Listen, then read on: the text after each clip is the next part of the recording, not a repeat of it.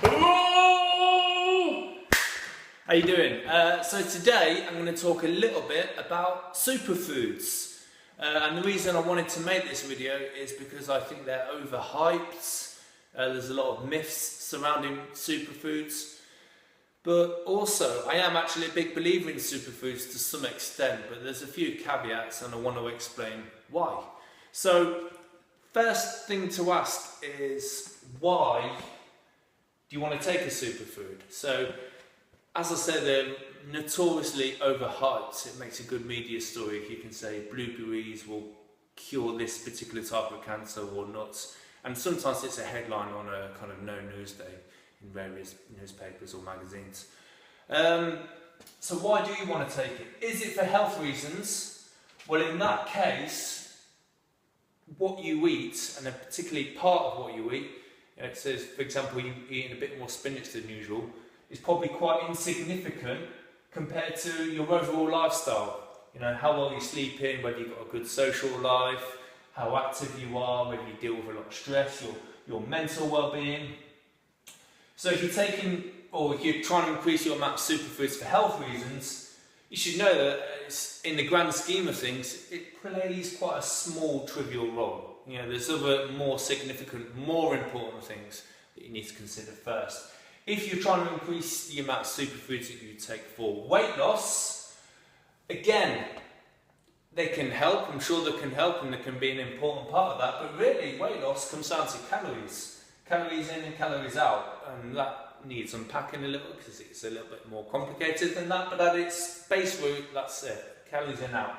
And whether we're decreasing the amount of food we have, increasing the amount of activity, it doesn't necessarily matter how much spinach or blueberries or whatever else is deemed a superfood in the grand scheme of that. That's probably irrelevant in fact. And within that calories, you could have, you know, if it was purely just weight loss, you could have food that maybe wasn't unhealthy or super, or you could have McDonald's or takeaways or chocolate, as long as you were under the calories you needed to stay the same weight and just enough to lose, then you would achieve that goal. You wouldn't achieve great health, but you'd be within there, and you can do that, and you can kind of mix and match that too. So I'll talk a little bit about the superfoods that I do eat, because I said I do enjoy what you might deem as superfoods, or I know it's kind of a hype term, but we'll stick with it. So what might deem a food as super is maybe a food which has a certain quality which makes it stand out from others. So for example, proteins, turkey is a protein, chicken is a protein, beef is a protein, and there are lots of other kind of non-animal proteins too, tofu and so on. But for me, wild salmon is a really good protein, and some might call that a superfood. I say wild salmon because compared to farmed salmon, wild salmon has better quality omega-3. It's more of the DHA, the stuff which is good for our brains, and the EPA for our joints. If I'm honest, I usually buy it tinned as well because it's a bit cheaper and it tends to be better lasting. Eggs, I would also consider a superfood, just because they have a really good quality protein and lots of, again, really healthy fats that contain a good source of DHA. Certain antioxidants. Usually one of the reasons a food might be classed as a superfood is it contains antioxidants and flavonoids and various other complex words, which I only kind of half understand, if I'm honest. So I'm passing on second information. I don't make any apologies for that, because at least this is my profession, it is what I read up on, but I'm not the scientist doing the research on this. I'm just taking my understanding and my experience and passing it on to what I hope will be useful. But I will stick with the science and change my opinion if over time, if that is what's called for. But basically, things you know about antioxidants, things you know about flavonoids, there are thousands of them. And we only know a little bit about some of them. So, for example, in blueberries or tomatoes or any of these, certain antioxidants have been identified, and we've noticed, it's been observed that people who eat more of these particular vegetables, these particular fruits, have less risk of certain cancers or certain illnesses. So that food gets deemed as a superfood. So for example, tomatoes have something called lycopene, and there was some research showing that lycopene helps reduce, I think it was bowel cancer, certain other types of cancer. And it's pretty much the same. Spinach is a really good source of iodine, iron, vitamin K, lutein, very good for your eyes. Kale is probably like the daddy of antioxidants in the vegetable world. It's got more antioxidants per serving than any other serving of veg. And berries would be the kind of daddy of fruit in terms of its antioxidant values. It's something called the ORAC scale.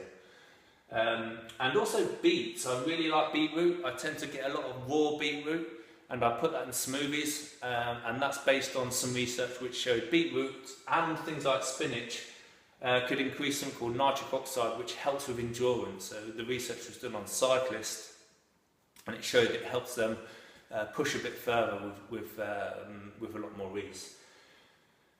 That being said, I'll come on to this in a minute, but it comes down to variety. They all contain different types of antioxidants. So it really does mean that all veg is good, all fruit is good.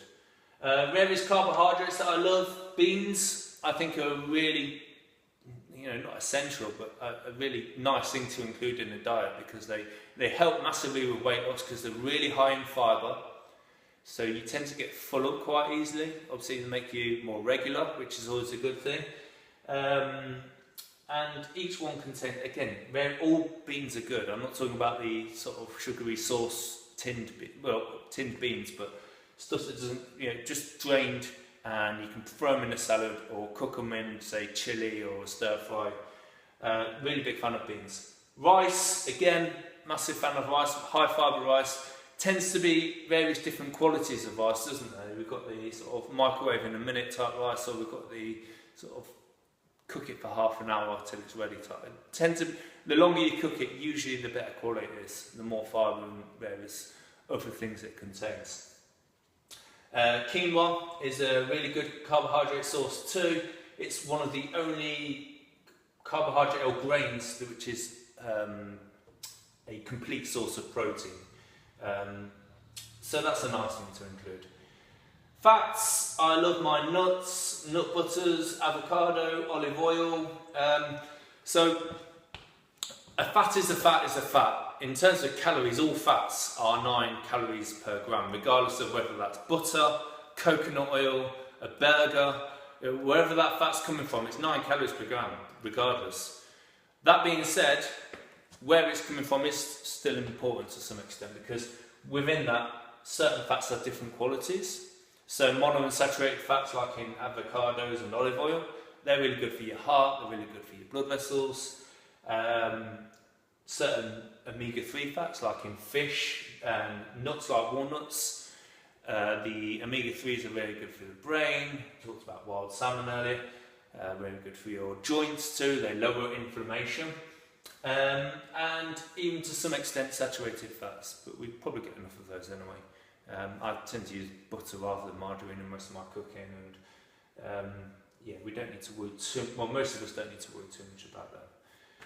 Drinks, so some of the highest antioxidant drinks are things like green tea, coffee. Yeah, I'm a massive fan of coffee, and on a couple of occasions I've read some information saying it's not healthy, and I've tried cutting it out, didn't feel great. Looked again at the research, looked at, there's a lot of conflicted opinion. My opinion is coffee is good. The majority of research seems to point to that, some really good strong health benefits. And water as well, I just tend to drink a lot of water simply because it doesn't contain too many calories, or none. It helps me to feel full up and stay hydrated. And I can't explain exactly why this is, but I tend to lose weight a bit quicker when I drink a lot more water. But the main thing is actually variety. These are all good, and you need lots of different foods in your diet rather than just sticking to the same foods all the time. So, a great thing to do is just to get a vegetable you don't normally have, say an aubergine, for example, or a turnip.